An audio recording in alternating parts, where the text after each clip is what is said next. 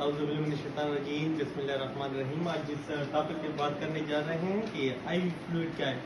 सबसे पहले तो हम इनको क्लासिफाई करेंगे कि आई फ्लूइड क्लासिफिकेशन क्या क्या है, किस बेस पे हम उनको क्लासिफाई कर सकते हैं।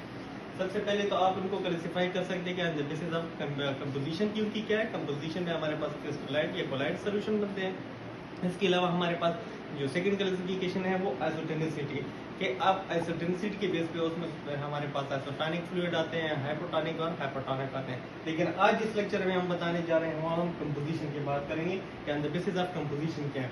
तो सबसे पहले उससे पहले हमारे पास होते हैं कि ह्यूमन बॉडी में 3 कंपार्टमेंट्स होते हैं। ठीक है, कौन कौन से होते हैं? 3 कंपार्टमेंट्स होते हैं जहां से आपकी जो फ्लूइड है या तो आप एक्सप्रेशन के लिए उसको इस्तेमाल कर सकते हैं या उधर से आपका सेमी परमेबल के थ्रू क्रॉस करके इंटरविस्कुलरली या इंटरसेलुलरली आप इसको जा सकते हैं। सबसे हमारे पास क्या है कि 3 compartments in the human body होते हैं। उसमें से क्या होते हैं? सबसे पहले आपके पास होते हैं ये हमारे पास ब्लड वेसल्स हैं। ठीक है, हम इनके जो कंपार्टमेंट है तो इसको हम इंट्राविस्कुलर कंपार्टमेंट बोलते हैं। कौन सा बोलते हैं? इंट्राविस्कुलर कंपार्टमेंट। इसमें क्या होता है कि ब्लड प्लाज्मा होता है। क्या होता है? ब्लड होता है। पहले कंपार्टमेंट आपका ये होगा कि इंट्राविस्कुलर कंपार्टमेंट हो गया।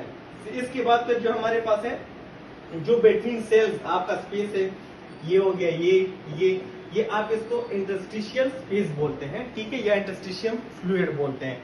अब इन दोनों को मिला के इंट्राविस्कुलर और इंटरस्टिशियल को जब मिलाते हैं तो हम क्या होते हैं कि एक्स्ट्रा सेलुलर फ्लूइड बनता है। क्या बनता है?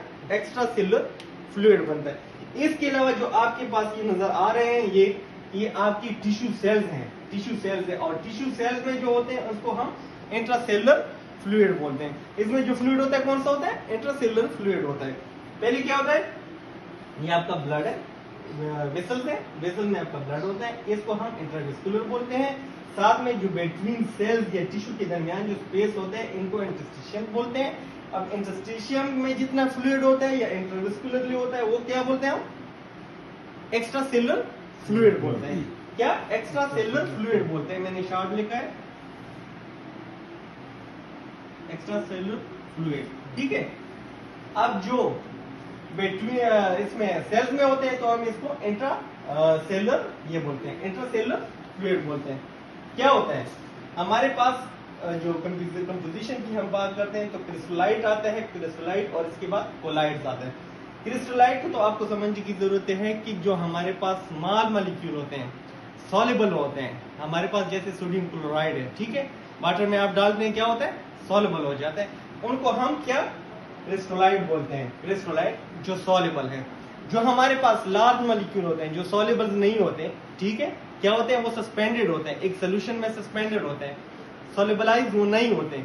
कौन से होते हैं? आपके पास मुख्तलिफ किस्म की सिरप, सिर्फ एग्जाम वगैरह है, डोमपिरिडोन है। ठीक है, इस तरह की और भी बहुत सारी एग्जाम्पल हमारे पास है। आप उनको देखें तो क्या करते हैं, आप उस पे जो लेबल है उन पे लिखा होता है कि shake well before use.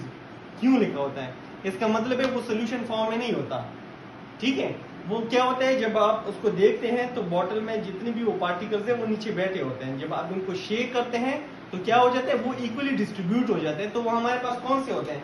Collide solution होते हैं। ठीक है, समझ आ रही है?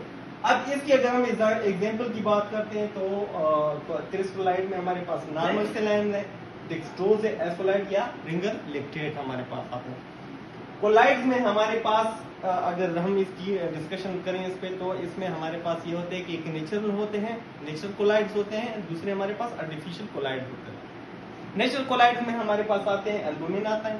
ठीक है, और जो आर्टिफिशियल कोलाइड्स हैं इसमें से हमारे पास जिलेटिन आते हैं, डेक्स्ट्रॉन आते हैं।